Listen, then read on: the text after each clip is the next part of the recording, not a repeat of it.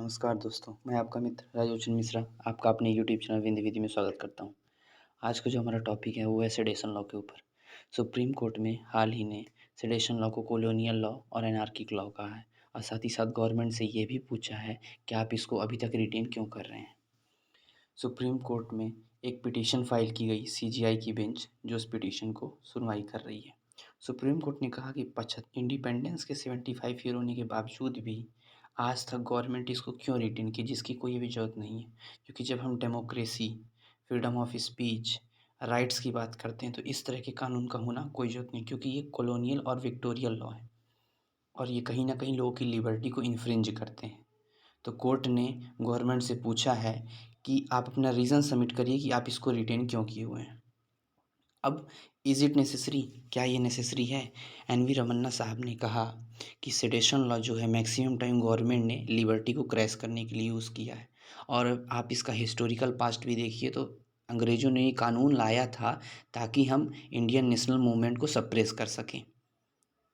तो जो भी बाल गंगाधर तिलक और महात्मा गांधी थे फ्रीडम फाइटर्स, तो इनकी सोच को सप्रेस कर सके, इनके मूवमेंट को सप्रेस कर सके, इसलिए लाया गया था। लेकिन आज के समय पे इसकी कोई ज़रूरत नहीं है। तो गवर्नमेंट ने क्वेश्चन पूछा है कि कोर्ट ने ये क्वेश्चन पूछा है गवर्नमेंट से कि आप ये बताइए कि आप इसको अभी तक रिटेन क्यों किए हैं और इसका वाइडली मिसयूज़ क्यों हो रहा है।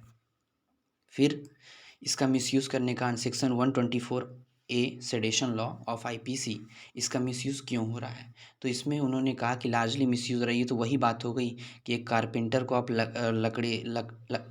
एक कारपेंटर को आप कुल्हाड़ी दें लकड़ी काटने के लिए और पूरा वो जंगल ही काट दें। तो वही है कि इसका वाइडली मिसयूज़ हो रहा और ये गलत है।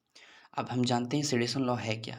Sedation law section number 124A of IPC में दिया गया है, जिसको इंसर्ट 1860 के 10 साल बाद 1870 में लॉर्ड मैकाले के कहने पर ऐड किया गया था। अब ये कानून कहता क्या है, ये सेक्शन कहता क्या? इसमें कहता है कि कोई भी वर्ड बोलकर, लिखकर, कोई बॉडी जेस्चर, कोई विजुअल रिप्रेजेंटेशन, कोई साइन जिसके द्वारा आप कोशिश करें या अटेम्प्ट करें ताकि क्या हो सके कि आप गवर्नमेंट के अगेंस्ट में हेट्रेड फैला सकें, तो आपको सेडेशन लॉ में बुक्ड किया जाएगा। साथ ही साथ इसमें जो सज़ा है वो लाइफ इम्प्रिजनमेंट की है और यदि बहुत कम सज़ा दी जाएगी तो 3 मंथ की फ़ाइन के साथ सज़ा दी जाएगी।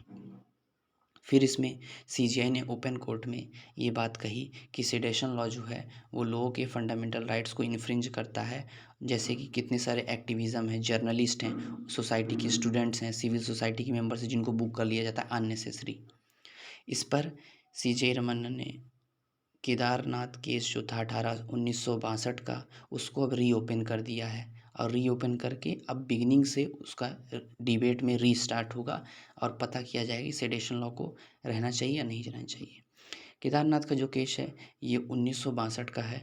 इसमें कोर्ट ने पहले कहा था कि सेडेशन लॉ ज़रूरी है और इसका रहना इम्पॉर्टेंट है, लेकिन अब सिनेरियो चेंज हो गया है, लोग अवेयर हो चुके हैं, लिटरेसी रेस बढ़ गई है, सोशल मीडिया का ज़माना है, अदर प्लेटफॉर्म से, जिसके द्वारा जो लोग हैं वो गवर्नमेंट से क्वेश्चन एराइज करते हैं, गवर्नमेंट से क्वेश्चन पूछते हैं और कहीं ना कहीं यही एक रीज़न है कि सेडेशन लॉ के अंदर लोगों को बुक किया जा रहा है। साथ ही साथ सीजीआई ने ये कहा कि जो इसमें कन्विक्शन रेट है वो बहुत कम है। यदि पुलिस 100 लोग को पकड़ती है तो 2 लोग ही बस कन्विक्ट होते हैं। तो 1 से 2% कन्विक्शन रेट, ये बहुत गलत चीज़ है और जब इस तरह की चीज़ को लिए इस तरह कानून होना कोई ज़रूरत नहीं है।